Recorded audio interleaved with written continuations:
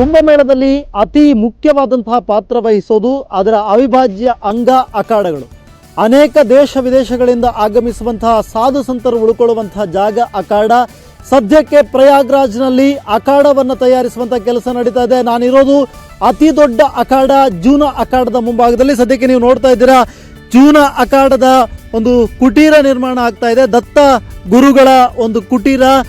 ನಮಗೆ ಸಾಧು ಸಂತರು ಎಲ್ಲರೂ ಕೂಡ ಒಂದೇ ರೀತಿಯಾಗಿ ಕಂಡರೂ ಕೂಡ ಅವರ ಆಚರಣೆ ಸಂಪ್ರದಾಯ ಎಲ್ಲವೂ ಕೂಡ ಬೇರೆ ಬೇರೆ ಆಗಿರುತ್ತೆ.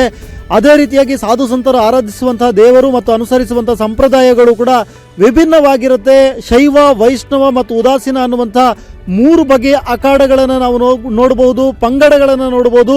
ಭಾರತದಲ್ಲಿ ಒಟ್ಟು 13 ಬಗೆಯ ಅಖಾಡಗಳು ಈ ರೀತಿಯಾಗಿದೆ.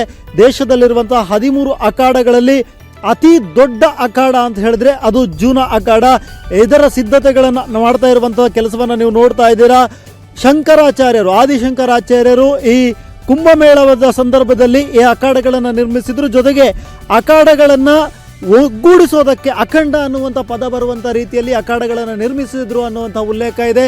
ಅದರ ಮುಂಭಾಗದಲ್ಲಿರುವಂಥ ದೇವಸ್ಥಾನದ ಮುಂಭಾಗದಲ್ಲಿರುವಂತಹ ಬೃಹತ್ ಧ್ವಜವನ್ನು ನೋಡ್ತಾ ಇದ್ದರೆ ಇದು ಸಂಪೂರ್ಣವಾಗಿ ಅಖಾಡಗಳಿರುವಂಥ ಜಾಗ. ಸಂಪೂರ್ಣವಾಗಿ ಕುಂಭಮೇಳಕ್ಕೆ ಆಗಮಿಸುವಂಥ ಸಾಧು ಸಂತರೇನಿದ್ದಾರೆ ಅವರೆಲ್ಲರೂ ಕೂಡ ಈ ಒಂದು ಜಾಗದಲ್ಲಿ ಸ್ಟೇ ಮಾಡ್ತಾರೆ ಮತ್ತು ಅವರಿಗೆ ಬೇಕಾದಂತಹ ಪಂಚಾಯತಿ ಅಥವಾ ಇನ್ನೊಂದೇನೋ ಅವರ ನಡುವೆ ಬಂದಂಥ ಸಮಸ್ಯೆಗಳನ್ನು ಪರಿಹರಿಸೋದಕ್ಕೆ ಅಂತ ಹೇಳಿ ಈ ಅಖಾಡಗಳನ್ನು ನಿರ್ಮಿಸ್ತಾರೆ.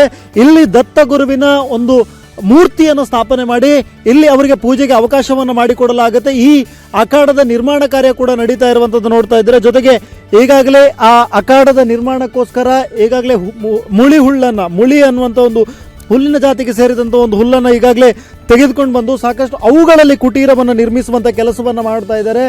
ಸಂಪೂರ್ಣವಾಗಿ ನಿರ್ಮಿಸುವಂಥ ಕೆಲಸ ಆಲ್ಮೋಸ್ಟ್ ಡನ್ ಆಗ್ತಾ ಇದೆ. ಜನವರಿ 13ರ ನಂತರ ಕುಂಭಮೇಳ ನಡೀಲಿಕ್ಕಿದೆ.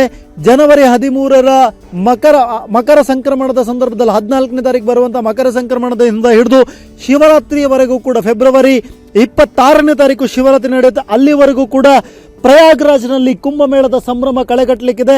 ಈ ಹಿನ್ನೆಲೆಯಲ್ಲಿ ಅಖಾಡಗಳ ನಿರ್ಮಾಣ ನಡೀತಾ ಇರುವಂಥದ್ದು ಪ್ರಯಾಗ್ರಾಜ್ನಲ್ಲಿ. ಕ್ಯಾಮ್ರಾ ಪರ್ಸನ್ ಮುನಿಯಪ್ಪ ಜೊತೆ ಸ್ವಸ್ತಿಕ್ ಕನ್ಯಾಡಿ, ಏಷ್ಯಾನೆಟ್ ಸುವರ್ಣ ನ್ಯೂಸ್, ಪ್ರಯಾಗ್ರಾಜ್.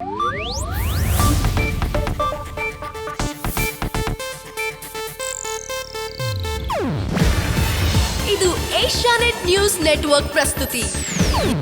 ನೀವು ನೋಡ್ತಿದ್ದೀರಾ ಏಷ್ಯಾನೆಟ್ ಸುವರ್ಣ ನ್ಯೂಸ್.